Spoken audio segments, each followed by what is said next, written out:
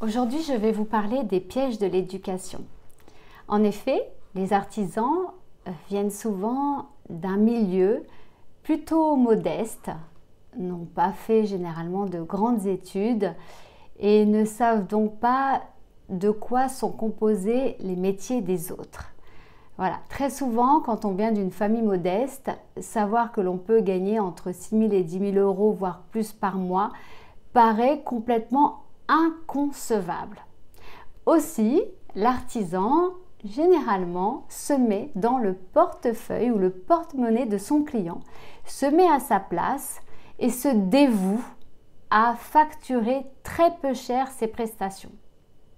Sachez que de votre éducation dépend votre façon de voir l'argent, votre rapport à l'argent.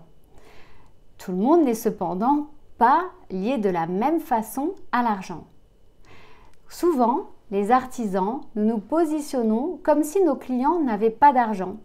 Et donc, nous dévalorisons notre travail qui, au fil du temps, vaut de plus en plus d'argent.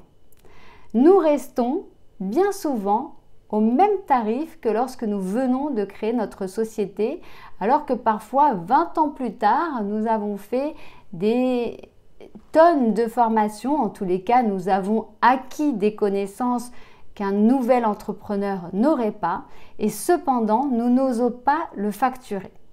Sachez que ceci est toujours lié à la façon dont nous avons été éduqués ou élevés. Alors là, les enfants d'artisans s'en sortent généralement mieux parce que leurs parents ont ouvert la voie et qu'ils savent par conséquence, par voie de conséquence, voie de fait, qu'un artisan peut gagner sa vie et que ses clients ont souvent bien plus les moyens que ce qu'ils ne le pensent. En attendant, quelqu'un qui ouvrirait son commerce sans avoir de parents pour ouvrir la voie ne saurait pas forcément qu'il existe des clients avec des moyens différents des siens. Alors voilà, c'est pour ça que cette vidéo s'appelle le piège de l'éducation. Sachez que tout le monde n'a pas de mal à dépenser 100, 200 ou 300 euros dans une prestation, que tout le monde ne va pas prendre un crédit pour cela et que pour certaines personnes, cela représente un pourboire. Voilà, je fais partie des coiffeurs qui militent pour que les tarifs soient adaptés à leur juste valeur en fonction des services bien sûr et de la formation qui est suivie tout au long d'une vie. Mais plus les services sont pointus, plus, comme le chirurgien, comme le médecin spécialiste, il faudra le facturer. Tout est exactement similaire. Aujourd'hui, quand on fait venir un plombier dans nos entreprises, on n'est pas surpris de constater que le changement d'un robinet coûte 400 euros. Et oui, voilà, c'est le tarif. À moins de connaître un plombier qui lui-même a des problèmes ou des soucis pour encaisser ses clients et qui vous changera le tuyau ou le robinet pour 30 euros. Eh bien, en coiffure ou en tous les cas dans le commerce, il existe exactement le même schéma.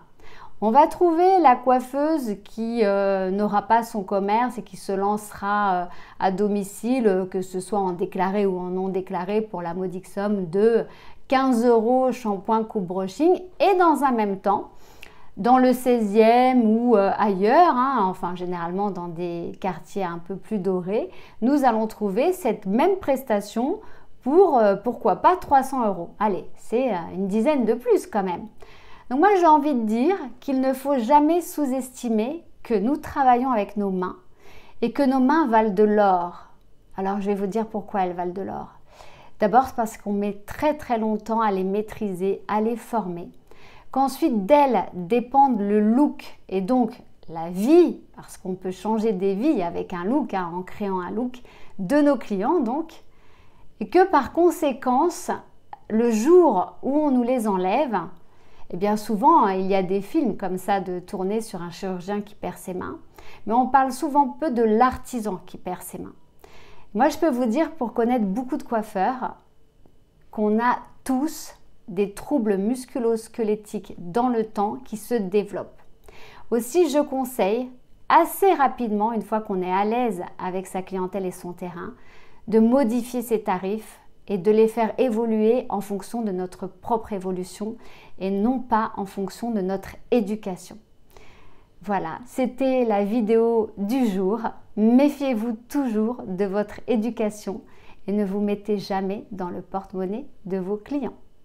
Merci d'avoir regardé cette vidéo. N'hésitez pas à la partager et si vous avez des questions, n'hésitez pas à les indiquer dans les commentaires. À très bientôt.